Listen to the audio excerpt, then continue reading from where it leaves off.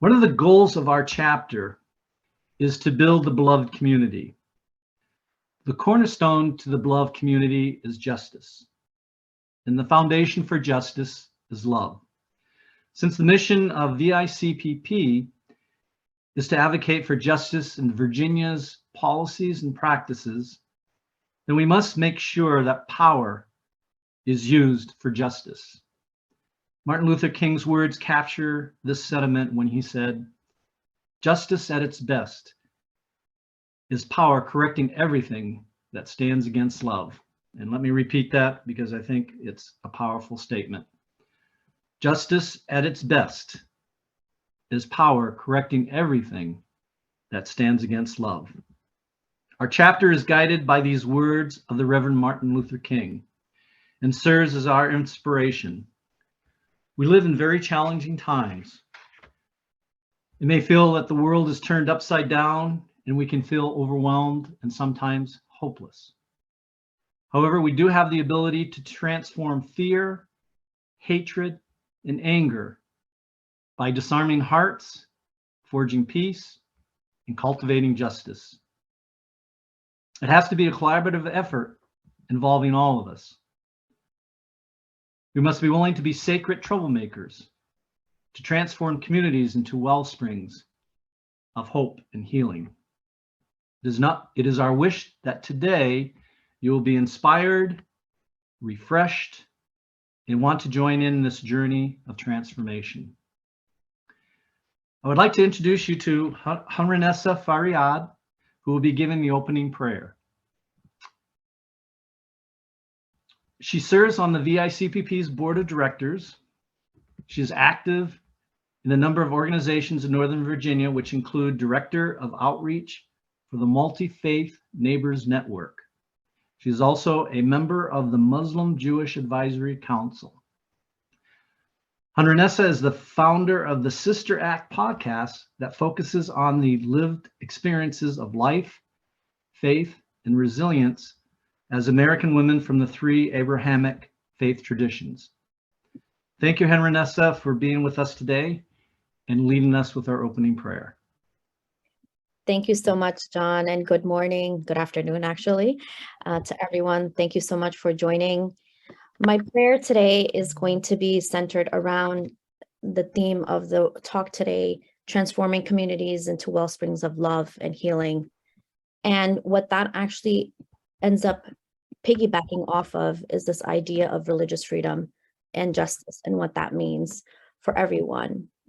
I want to read a short excerpt of what I wrote with Imam Majid on our Islamic theology of multi-faith and how we as communities need religious freedom for all in order to be prosperous and for love to exude throughout our community. Knowing that Allah subhanahu wa ta'ala, for Muslims, Allah is the name of God, has created the world and all of humanity. He is the one who will deal with the affairs of humanity on his own terms. He guides us as Muslims to be obedient to him, as he alone knows what he has planned. Allah said to Prophet Muhammad, peace be upon him, "Had your Lord so willed, O Prophet, all people on earth would have certainly believed, every single one of them. Would you then force people to become believers?" This is in chapter 10, verse 99. Allah himself points out his decision to have people from different faith groups exist, and therefore we must respect and accept this decision. It is also our duty to God to protect the human rights of each individual, regardless of their faith. If he wanted, he would have made all humans believe in one faith. To each of you, we have ordained a code of law and a way of life. If Allah had willed, he would have made you one community. But his will is to test you with what he has given each of you. So compete with one another in doing good. To Allah, you will all return, and then he will inform you of your truth regarding your differences. And that's in chapter 5, verse 48. So the essence of the prayer today would be centered around all of us opening our hearts, opening up the love that God has given us as human beings, to exude that out to other people who do not pray like us, who do not see God like us, who do not sometimes even see the world the way we do. but the mere fact that God has created them as a human, as a living creature. They need to be respected. We need to advocate for them. We need to be examples of good and love. And without religious freedom, without every one of us right here listening, having the right to worship God the way we want, there's no way love is going to, inspire other people to come into this work, or for love to be something that is going to be seen in our communities. We love our differences, and that's what makes us special. And that's something we have to celebrate. So join me in the short prayer before I move on to the next section. Dear God, bless our hearts with openness. Bless our hearts with love. Bless our hearts to see everyone for who they are and to stand up for them when justice calls. Allow us to be the ones that even in the time of hardship, we shall stand with our neighbors who look different than us, who pray different than us, who live different than us, but yet for the fact that love and the same blood runs through our veins, that we might do something good that pleases you. Amen. Amen. Thank you, Hurunnessa. So we were scheduled to have Shane Claiborne as our first speaker this afternoon. So let's see, I'm checking to see if he has joined us. If he has, his name is not, he hasn't updated his name yet. I don't think he's here. Okay, so, life happens, things get out of whack a little bit. So let's do this. Let us go to the VICPP's 2023 legislative priorities. And I see Salim is with us. So good afternoon, Salim. Great to have you with us. So for the next 10-15 minutes or so, we will have Salim and Sheila talk to us about the priorities that the VICPP will be focusing on next year with the General Assembly coming up. So I do want to give you a little background information on Sheila and Salim. Now, originally we were supposed to have Kim Bobo be speaking with us today. However, she had a change in her schedule and she won't be able to join us. So Sheila and Salim have been kind enough to fill in for Kim and on short notice. So thank you both for filling in on such short notice and being with us. But we're in good hands, and Sheila is actually the faith organizer for VICPP, and she has other roles as well. But I wanted to let you know that Sheila is fluent in, that's my text messaging going off. I apologize for that. It's my drum beats from the, but Sheila is fluent in Spanish and has spoken at retreats and conferences in both English and Spanish. Her topics included welcoming immigrants, affordable housing, and justice as integral to faith. She has a passion for building bridges with diverse communities.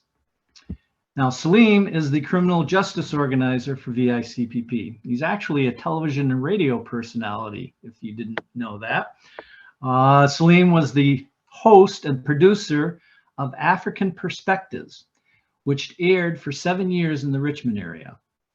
He also was the host and producer of Let's Get Busy, radio show for more than a decade. And I know Salim has been working very, very, very hard in working to get solitary confinement reform legislation passed. And I know he'll be talking to us in more detail regarding that as well. So welcome, both of you. Thank you for being here with us. And with that, I will turn it over to you guys.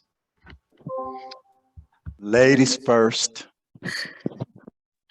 I was going to say the opposite. But that worked. So thank you all so much for having us. As John mentioned, I am the faith organizer, but we all wear multiple hats at the VICPP. And so another area of my focus, the issue that I focus the most on at the General Assembly, is affordable housing.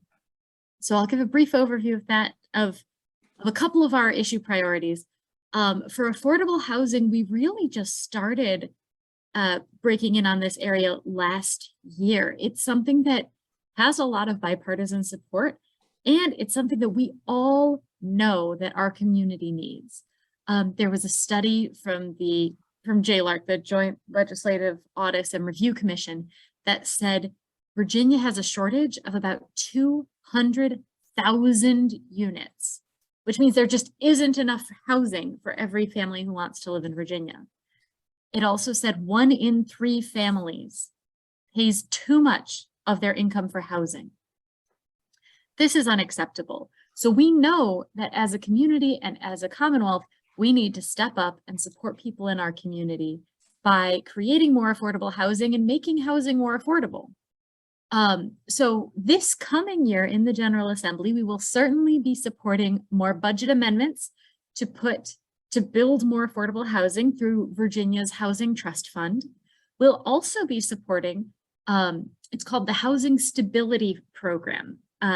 They figured out the logistics of the Housing Stability Program last year, and so now what is left is to implement it. This is basically long-term rental vouchers for folks who qualify for the federal rental voucher program, Section 8, but have been waiting on the waiting list. This is just going to be a pilot program, so it would only start in 4 localities and support about 1,000 families. But it is a huge step forward for families who struggle to find housing they can afford in Virginia. Another thing we're going to do within the housing field is support tenant protections. You know, Virginia law is really skewed toward landlords. And so there are things where tenants feel like they don't have any rights. It's easy for them to be evicted, and it's hard for them to complain about a negligent landlord. So there's 2 protections in particular that we know we'll be supporting. One is to expand the pay or quit time frame from 5 days to 14 days. This basically means if you haven't been paying your rent and you get a letter on your door that says you have 5 days to pay all your back rent or leave the property. There's a lot of background here. This is not actually the same as an eviction. But if you got that letter on your door, you'd be pretty scared and you might just leave. And once you leave your property, you don't have the same rights as you would have during a longer term eviction process. During COVID, that pay or quit period was expanded from 5 to 14 days. And we want to see that as a long-term solution, as something that folks can rely on to get legal help, to get advice, and even to get paid. So they might be able to make up that back rent. So we'll certainly be supporting an expanded pay or quit time. We will also be supporting localities being able to hold landlords accountable for having unlivable spaces. This actually passed with bipartisan support last year, but the governor vetoed it, and we are hopeful that it can maintain that bipartisan support in the 23 session so that we can see it come into law. There are a million more details, but that I'm going to leave it at that for affordable housing. And actually, Salim, I figured you and I could bounce back and forth, and you could talk about either pick your favorite, criminal justice reform or implicit bias, and then I'll share about paid sick days. Oh, you're on mute. Well, I actually have a couple more that I'm going to mention briefly, so I'm going to hit those and let everyone know that CAFA, or counsel at first appearance, meaning everybody deserves and needs an attorney.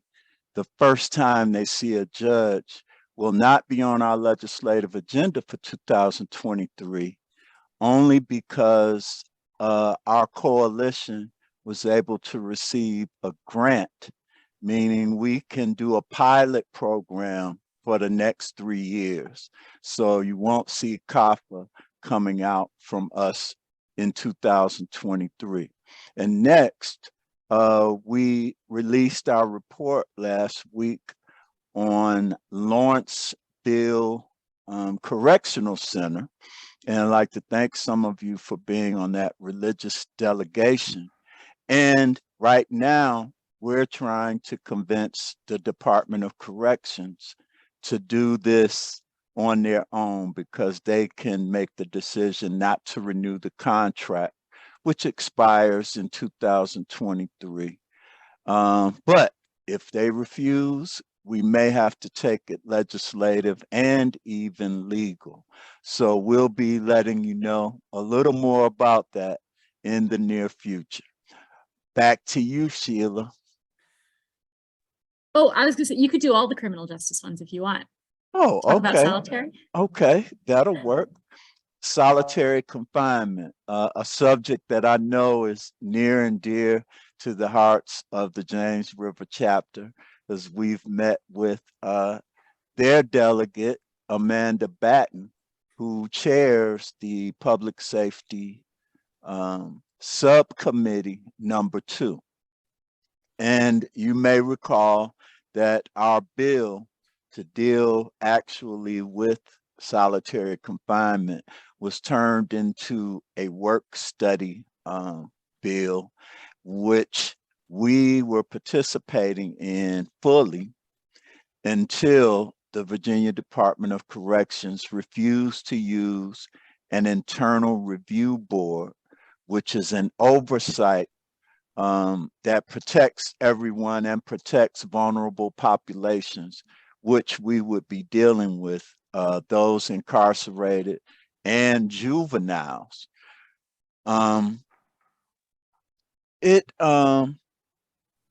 They decided at our last physical meeting that they told us as we were leaving, we will not use an internal review board process. And if we go without that, because the code, Virginia code calls for it, it is imperative that we use that. People who have licenses or certifications would be in jeopardy of losing them. And we don't want that to happen. And they know that can't happen. And I'm going to tell you, attending those meetings, subcommittee meetings, etc., the whole time they were being obstructionists. They were trying to ensure that we couldn't get that report in by December 1. You know, it was very obvious from the beginning. But so we pulled our participation and put it on pause until they dealt with it. And to date, they have not given us a response. So we have informed all of the legislators. We had gone to them in advance. They had tried to intervene. They told Department of Corrections, we want the report. We want the report. But they refused to cooperate. So we are doing, as the Virginia Solitary Confinement Coalition and those persons who have been incarcerated and experienced solitary confinement, we're going to release our own report. Now, we didn't get to interview incarcerated persons, but that is why we needed the internal review board to do that. But we have gotten those comments and found out how they've been treated because they have written us. And so we're looking forward to our report, but we believe the Department of Corrections never intended to let us collectively get that report out. We're going to continue to try. You know, I think I reported to you that Kim Bobo and I went and visited all 5 Republicans who sit on subcommittee number 2, and they said they will support the bill. In fact, Delegate Glenn Davis from Virginia Beach said he will be the House patron. And if he is the House patron, we will get it out of that subcommittee, and we're very likely to get it out of the full committee. And we're likely to get it off the floor. What Governor Youngkin may do is another story, but we are optimistic, and we have developed a relationship, and I think we told you before, they don't care for the Department of Corrections because they aren't honest. And some of you were in the room when the chair told us that. Also, we will be working on implicit bias training. This will be a struggle. Implicit bias training is necessary because we have unconscious bias in the healthcare industry, in particular with the Virginia maternal mortality issue. African women or African American or Black women tend to die 4 to 5 times greater than their counterparts. There are disparities in health all over. We have one physician in the Virginia General Assembly, and she fought harder than anyone to say, we already do our own training, we don't need any more. Well, that's not necessarily true. And we're finding out all over the country that this problem exists. I actually got traumatized by watching a documentary called Aftershock. Now, I knew this was a serious issue, but after watching that documentary, I was in this office crying like a baby, and I vowed to be participatory to the highest degree possible to address this issue. So it will be a struggle, but we have some new people on new committees. Dora Muhammad is heading this effort. And in fact, we went around the state and we got to see how people are dealing with this issue. I did not know until I sat in on some workshops how bad it is and how people are don't have access to OBGYNs and others. It is a terrible situation. So this is very high on our scale, and we'll be looking for some assistance and sending out lots of information, fact sheets, etc., so we can get the help of the James River chapter.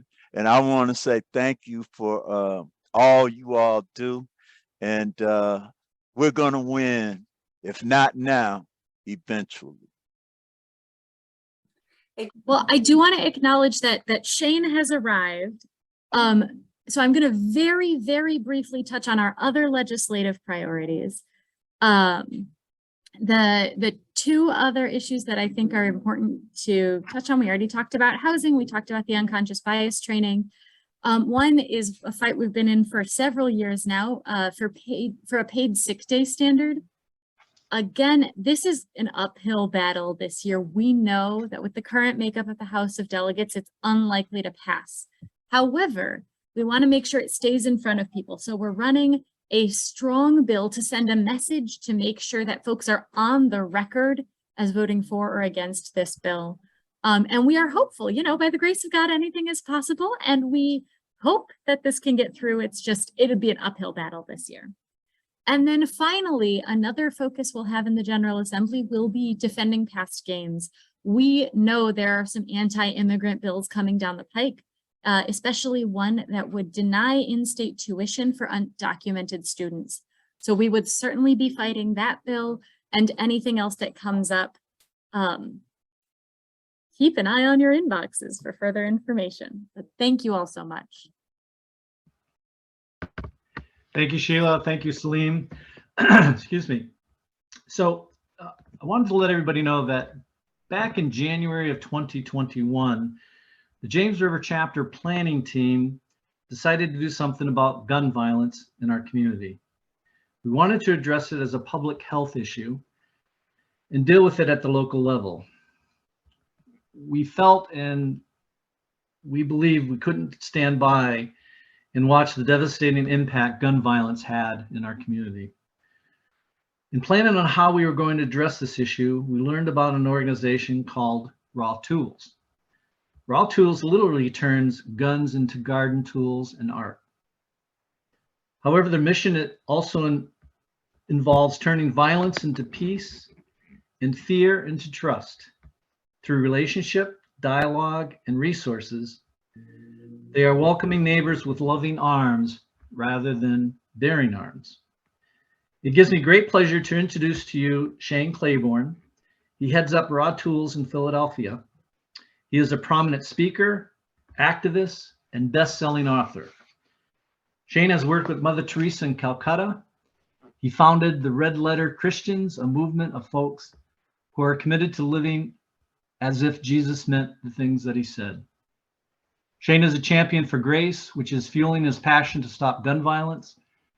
Shane and Mike Martin, a Mennonite pastor out of Colorado, have co-authored a book titled Beating Guns, Hope for People Weary of Violence. We want to thank Shane for taking time out of his busy schedule to join us today. He had a little bit of a challenge joining us today, but we're thrilled and happy that he's able to join us. So welcome, Shane, and I'll turn it over to you. Well, great. Yeah, it's wonderful to be together, and sorry for the delay, but I'm really excited about all the good stuff that we can dream and scheme on together. We're actually having a grand opening for our shop here in Philadelphia on Saturday, and any of you are welcome to pop up here if you want to. But we started, first of all, I grew up in Tennessee. Just get that out there. I got my Southern accent. I grew up with guns. I fell in love with Jesus in the Bible Belt, and then I I've been figuring it out ever since. But when it comes to guns, my family, we were hunters, we were gun owners. But I began to see, as much as we talked about being pro-life, that we narrowly thought about that in terms of really one issue, abortion. And on so many other fronts, Christians were anything but for life. I mean, when I started looking at the death penalty and gun violence and so many other things, especially white evangelicals, we have been a part of the problem, not the solution on it. And that's part of why I started doing a little bit more research and wrote a book on the death penalty, wrote a book on guns, because I believe every person's made in the image of God. And that if anything that is destroying life is erasing a part of God's image. And, as I look at the violence, it obviously goes all the way back to Cain and Abel. The very first thing that happens outside of the Garden of Eden to, fallen humanity is murder. It's a brother killing his own brother. And the first time that the word sin is used in the Bible is actually not in the Garden of Eden, but it is after that inaugural murder. That's the first time that sin is used. And of course, you see that this blood cries out to God from the ground. I mean, that's a part of this whole story, right? Is that when we shed blood on the earth, it cries out to God from the ground. And I think of so many of those lives that have been lost. The names that we now know because of the Black Lives Matter movement. But we also think of Native Americans, and it's really difficult to even imagine America without guns. I mean, how do you build a country on stolen land with stolen labor and subjugate people? And so these are some deep demons, that go way back. And this land, I think that blood still cries out to God from the ground. But I also, what happened for me is this became personal, right? I moved into North Philadelphia 25 years ago, just show my age. How about that? And we've been living, actually, you might be able to see right outside my window. Here's the community that we started. And there's a bunch of folks getting food right now. And we've been building this little village here for the last 25 years. But gun violence has taken life after life. Almost every corner of our neighborhood has a memorial to the life that was lost there. I've got on my desk here bullet casings that we've picked up off of our block after shootings. And one of those was a 19-year-old that I'll never forget. He was killed right in front of our house late at night, almost 1 a.m. And I heard the gunshots. I ran out, as we always do, and he had collapsed on my front step. And for me, that was the moment where I said, we've had, Martin Luther King said so powerfully, we're called to be the good Samaritan and lift our neighbor out of the ditch on the road to Jericho. But after you lift so many people out of the ditch, you start to say, we need to rethink the whole road to Jericho. We got to do something about why these bodies keep ending up in the ditch to begin with. And so we began to mobilize around gun violence. It's one of the many things, we're doing a thing in gardens, but we did our first gun conversion 10 years ago. And our first donated gun was an AK-47, one of those guns that's still legal on the streets. And we've had shootings this year with assault rifles just a block from here. In fact, one of them, we were having a meeting about gun violence and we heard the shots ring out 20 feet away, blew out the transistor. So our electricity went out. A young 25-year-old man lost his life in that. This is like 4 weeks ago. So that is what we've been doing for 10 years. But we also are people who believe and hope, that transformation can happen.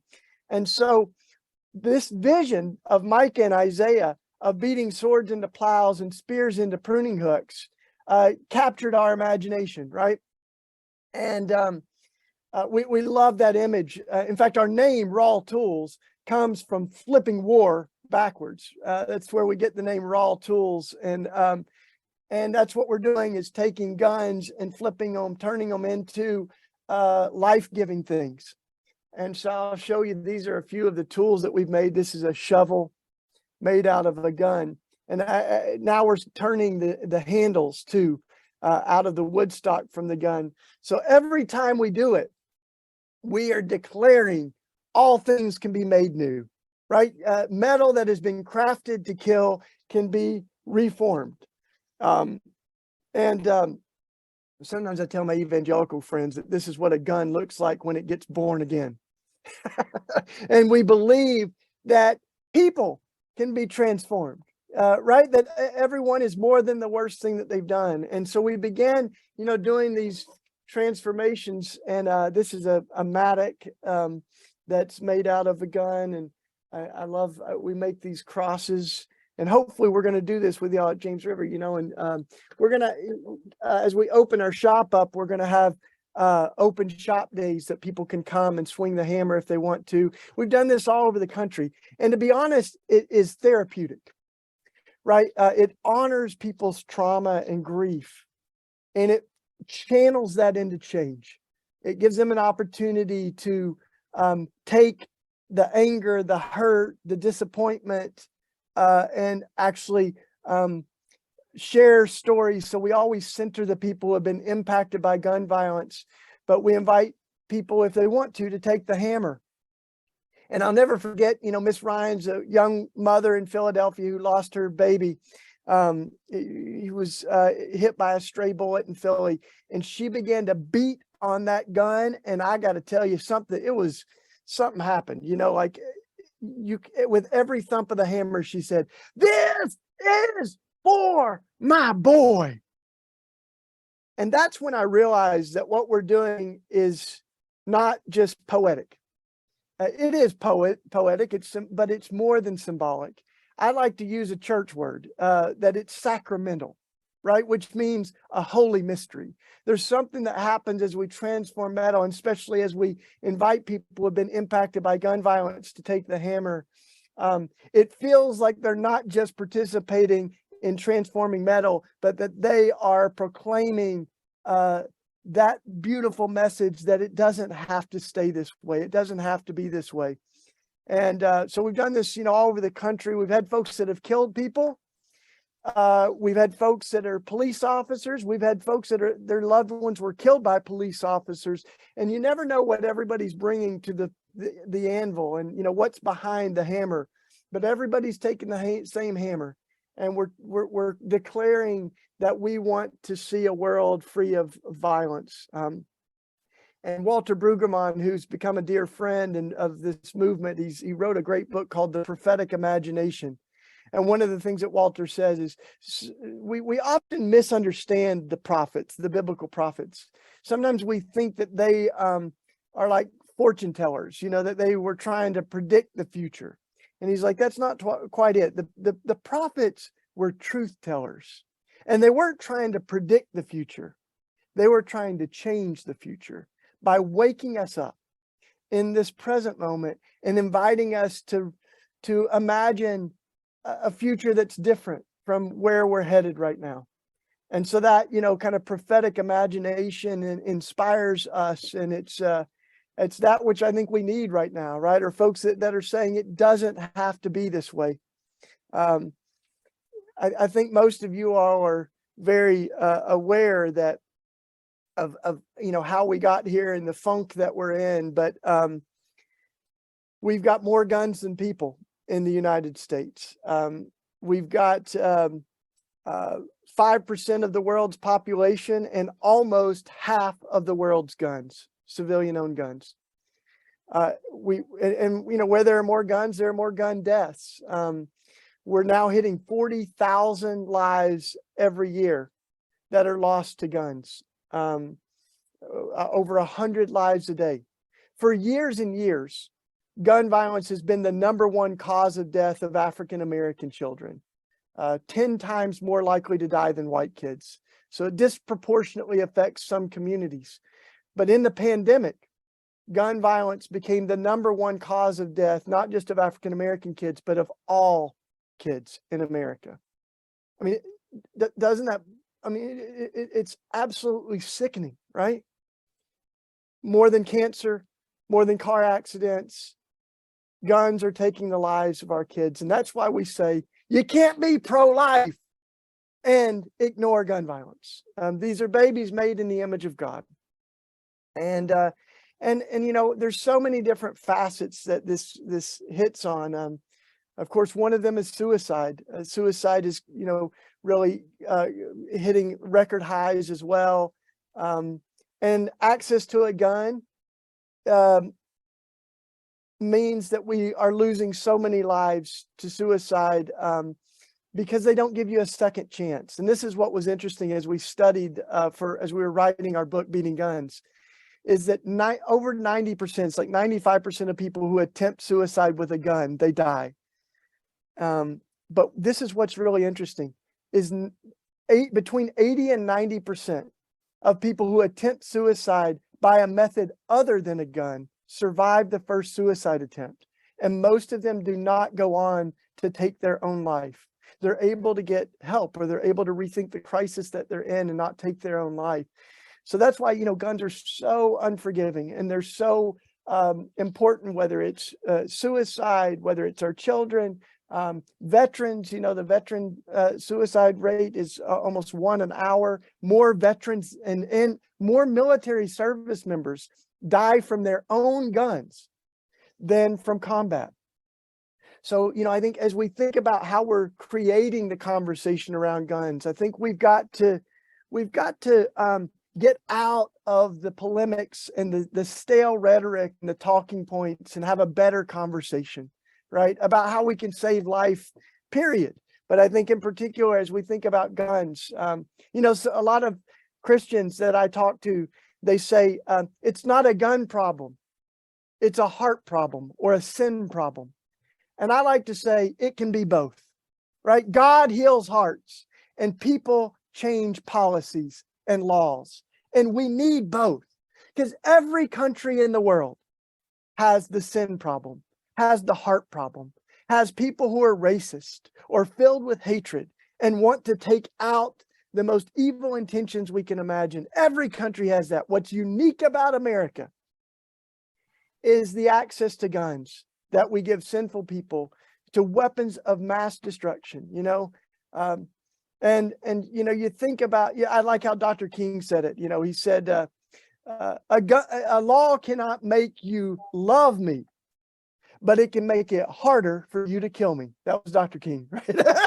And I think that's what we need to see is, right, you can't legislate love. You can't make hatred or racism illegal, but we can make it harder for people to kill. And that's what we should be thinking about, right? I mean, I think of cars.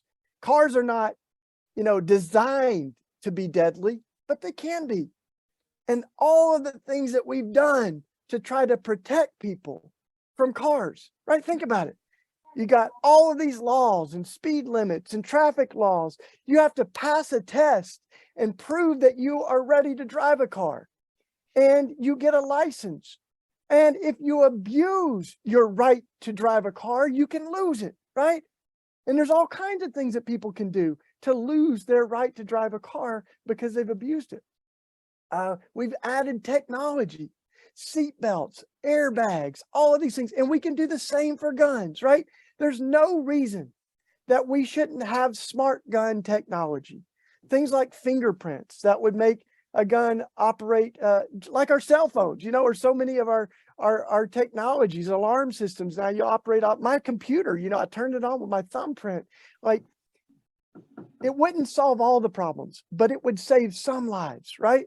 Make it harder for a kid to find it in the house and hurt someone by accident, or someone, that's suicidal to find the family gun, which is what's usually, used to take their life. And so that's what I would invite us to think about, right? Is how do we make it a little harder for people to kill? How do we honor those lives that are lost by taking action? And that's why I get so tired of the thoughts and prayers after every mass shooting. I believe in prayer. I mean, I'm a charismatic. I am a, Holy Ghost filled Christian, and I believe in prayer, but I also believe that prayer can become a place to hide, right? From responsibility. And when people say all we can do is pray, they're lying.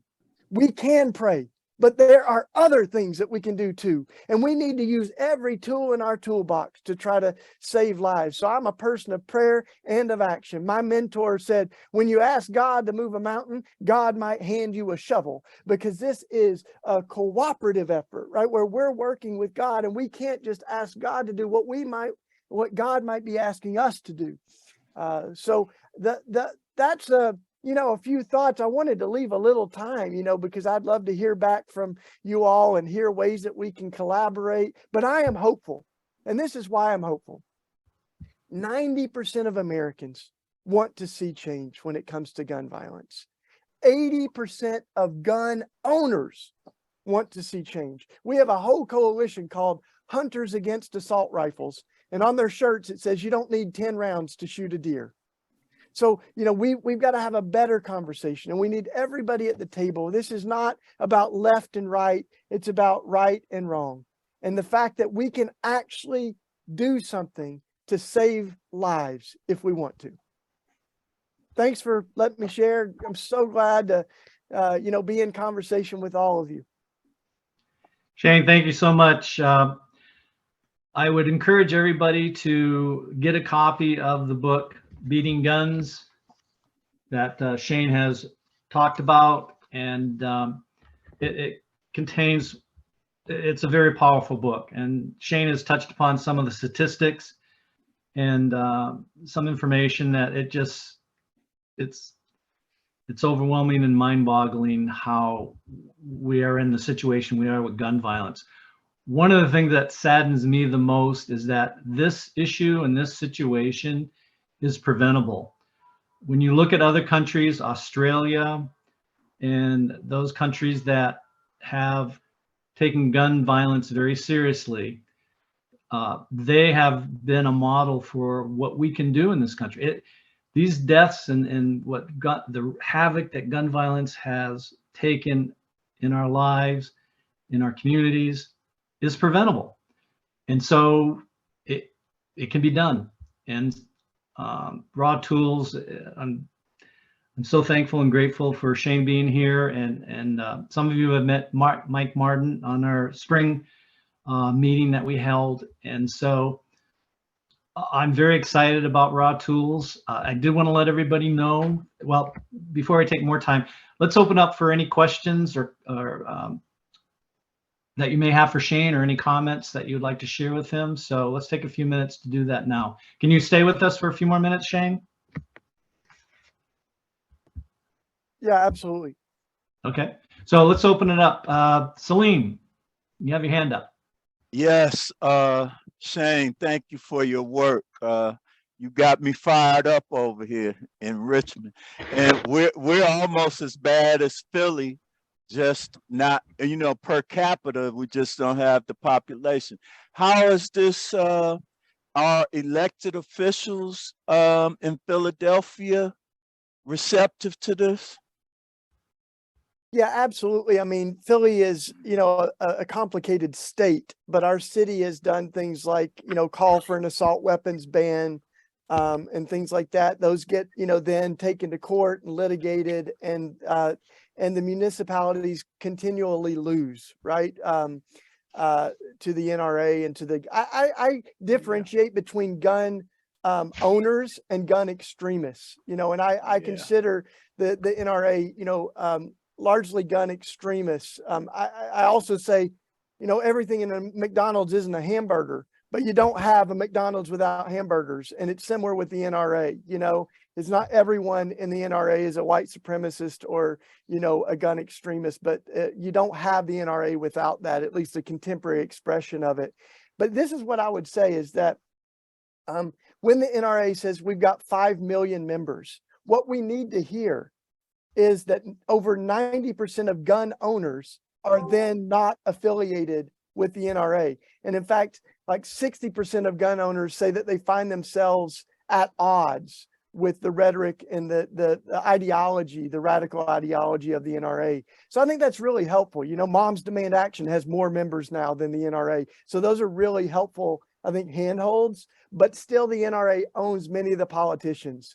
And it becomes almost impossible to pass any gun regulations that then get appealed to the state and federal level and get overturned. So like Philly doesn't want assault weapons. I mean, if you polled, it would probably be like 90% or something, right? They're killing everybody, police officers, neighbors, you know. So why would we have like weapons of war on the streets? And it is because I think of this form of idolatry, right? That we've really been better at protecting guns than our kids, and this kind of like blanket check of any guns that people want to own. So we got to keep working at it. I mean, I think if municipalities like Richmond, Philly, if we keep passing those laws and we keep litigating in court, then maybe it'll bankrupt the NRA for real, you know. But I think that's what we got to do. We got to keep doing what's right, you know, and that's where Philly's at. And the state's a little bit more complicated, you know, but that's why we've tried to get these coalition members that are hunters and gun owners for gun safety, things like that, so that we're not just kind of talking in silos. Thanks, man. Yeah, bro. Appreciate y'all. Yeah. And we've got a real interfaith network in Philly we're working with too, where we, you know, we've got like some imams in the Muslim community, some Jewish folks that have been targeted too, like the Tree of Life was in Pennsylvania, it's in Pittsburgh, but you know, so we're really trying to have a broad coalition of folks saying like hatred is wrong, and you know, this kind of violence is also, it affects all of us.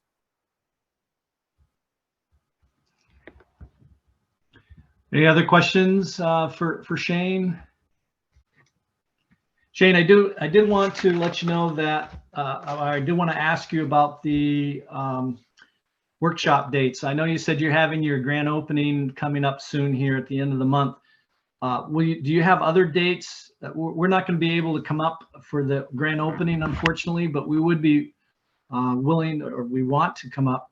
So it's just a matter of what other dates you'll have available in the future. So do you have any set dates at this time, or what's the plans? The only thing I've been waiting on is insurance, and I've got it. We are on the cutting edge of this, and every insurance company is like, wait, you know, we'll cover your blacksmithing, but not the guns. And the other folks are like, we'll cover the guns, but not the blacksmithing. So we've finally been able to land the plane.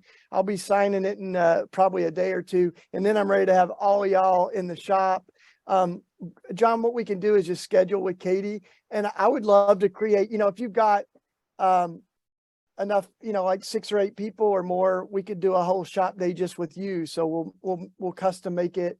I can show you, kind of how we chop the guns and decommission them. We're creating a network of safe surrender sites. So folks that are trained in how to decommission guns, so literally how to chop them and dismantle them. And we're working with each of these groups, as they get comfortable with that. But we're also doing these demonstrations and making it easier to get rid of guns. It is not easy to get rid of guns. And if you inherit them or rethink, handguns in the house or something like that. So we're trying to make it easier. So I'd love to have y'all up, talk through all that, fire up the forge, get the hammer out, and we'll do it. So you just throw us some dates with Katie, my assistant. Okay. I did want to let you know that we do have a date. So for everybody, please get your calendars out and save the date of Saturday, April 22nd from 2 to 3:30. We will be having a Raw Tools event in Newport News at St. John's Church of God in Christ in Newport News. So Shane will be coming down on that date and hosting that event. So we're very excited about that. And just to let you know, Shane, we've been making good progress. We have the assistant city manager. His name is Alan Archer, who's very interested in supporting the program and promoting it. We have a couple organizations, garden clubs and community organizations that want to partner with us in this endeavor. Awesome. I believe is Charles Cheek still with us? Maybe. Yeah, I'm here. He's still on, yeah. I'm here, yeah. Oh, thank you for being with us this afternoon. Is there anything that you want to ask of Shane or any other information? Actually, we're on a panel together next Thursday at CCG. All right. All right, great. So just to let everybody know, one of the things that we were thinking about, one of the visions that we have of the James River chapter is to partner with Raw Tools and to incorporate some of the things that they're doing in our local communities. So I myself personally am looking into becoming a blacksmith for Raw Tools. So that's one of the reasons why we were talking about the workshop. So if there's anybody that's interested in going up to do the workshop, once we have some dates and that type of thing, we will go ahead and let Shane know and talk to Katie about arranging that. So is there anything else on your end, Shane, that we need to know before we let you go? I think we're good. I really look forward to being with all you in person, either up here at the shop or, down your way in April, and grateful for all you're doing. Honored to be a part of the conversation. Well, we thank you for everything that you and Mike are doing, and we appreciate your time this afternoon and joining us. So it's great having you, and we'll talk soon. Thanks, Shane. Awesome. See ya. Bye. Take care. So we are running a little bit behind. So one of our speakers was Shannon Wolzankowski, who is the executive director for House of Mercy, Williamsburg House of Mercy. Unfortunately, she had to be on a conference call at 1 o'clock, and so she won't be able to join us this afternoon. I will ask her to invite her again for another meeting.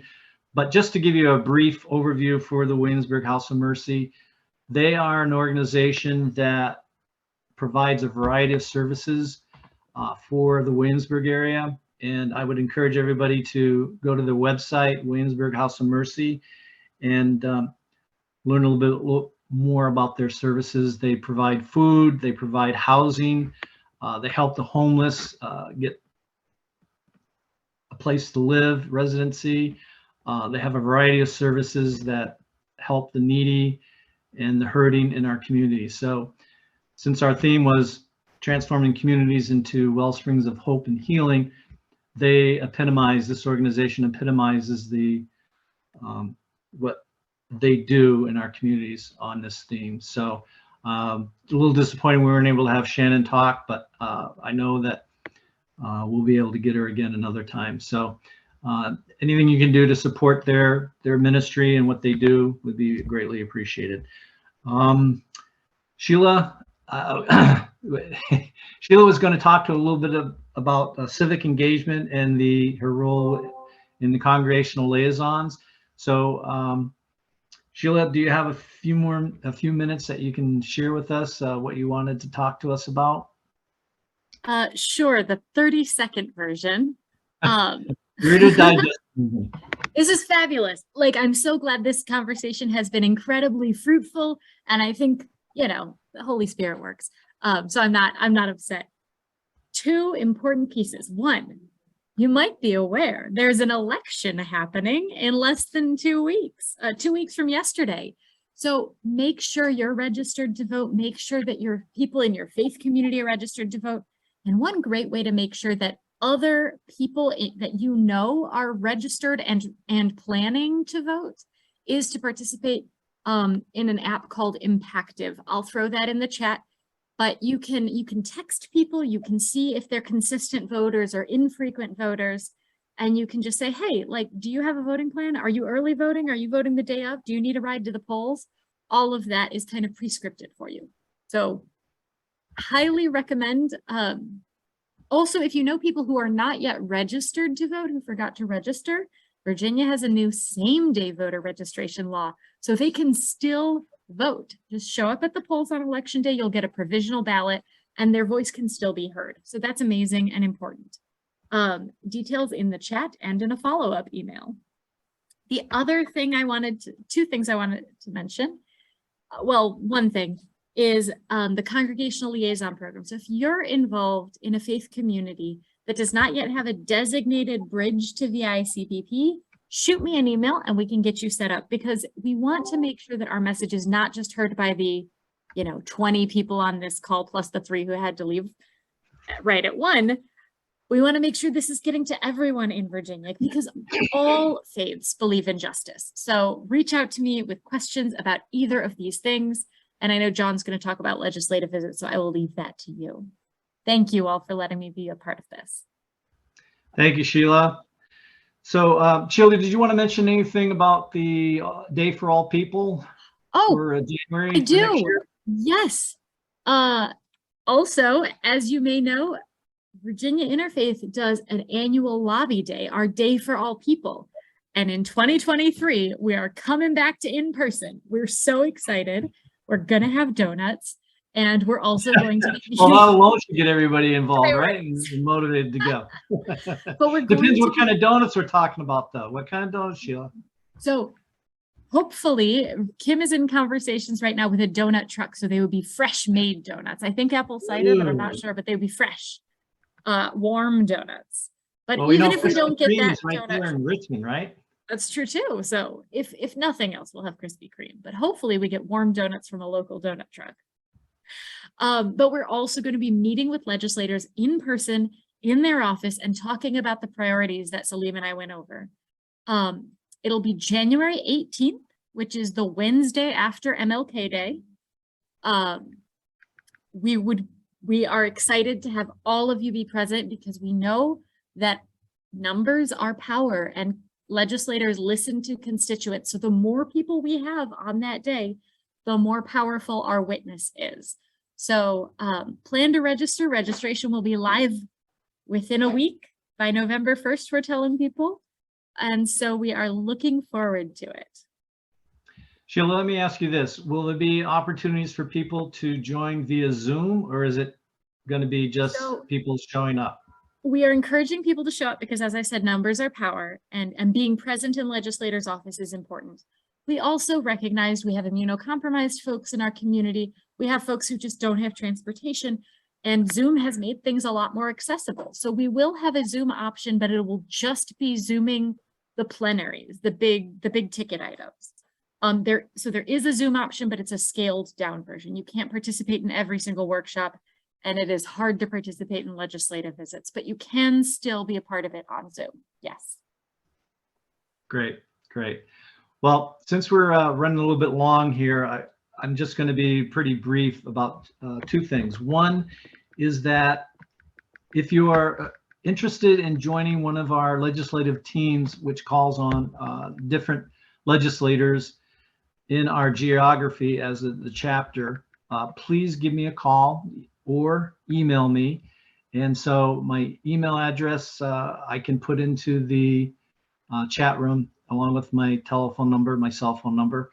And so the different legislators that we deal with, we have a leader for each team, depending on which legislator it is. So when you do contact me, let me know who your legislator is. If you're not sure, we can certainly look that up for you and get that information.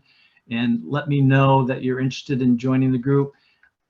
You don't have to be a great orator. You don't have to have, you know, I know a lot of people feel intimidated when they go to these meetings, but believe me, just your presence being there and sharing your personal concerns and how you're being touched by issues is very powerful, and our representatives do want to hear from us. So just keep that in mind. So we welcome everybody to join in that effort. So just get in touch with me and we'll get you set up. The other thing that I wanted to mention was that, no, I forgot. Sorry about that. I'm having a brain fart. So the other thing is that it's if you are interested in joining the Raw Tools workshop and going up and visit and see Shane up there in the Philadelphia area, please let me know as well, and we'll get you set up. So it'd be great if we have 6 to 8 people that are willing to make a trip. It would probably be a overnight because it is a 5-hour drive up to Philadelphia.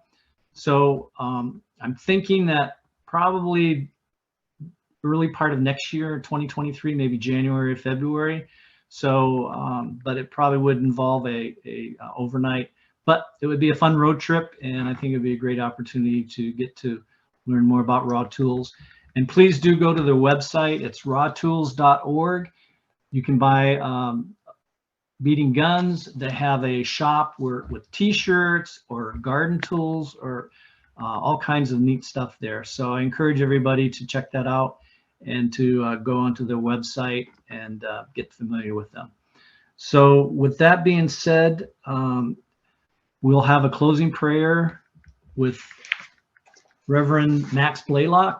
Well, let me introduce Reverend Blalock to everybody. He is the United Methodist campus minister appointed to William and Mary and the Wesley Foundation minister. He is a well-respected faith leader in the Williamsburg area and has a passion for justice, inclusivity, and acceptance in our community. So thank you for being with us, Reverend Blalock, and we appreciate you ending our meeting with a prayer.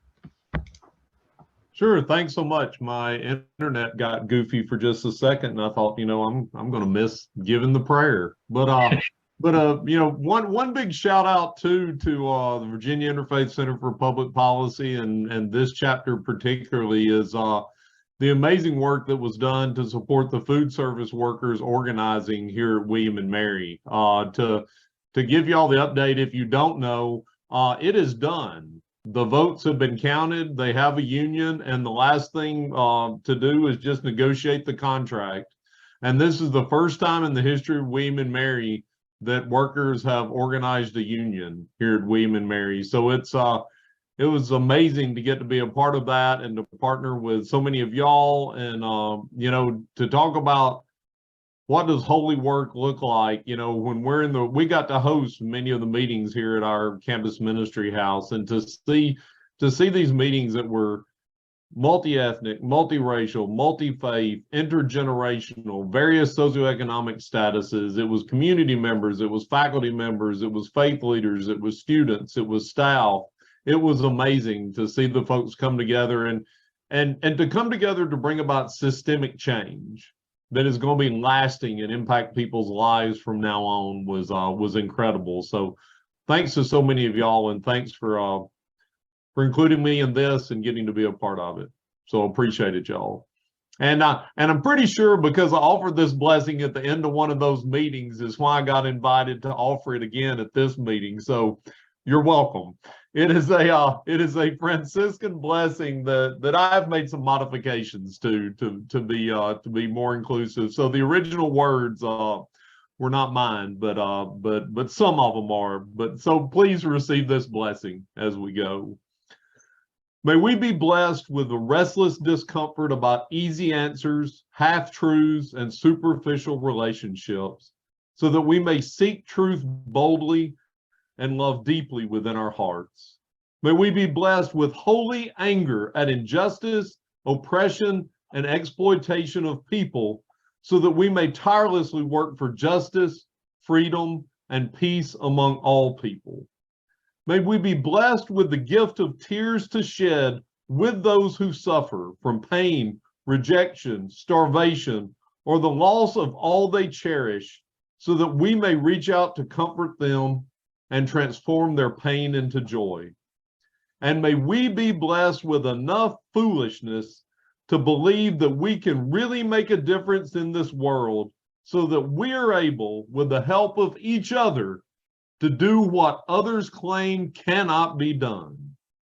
So let's do this stuff, y'all. Thanks so much. Thanks, y'all.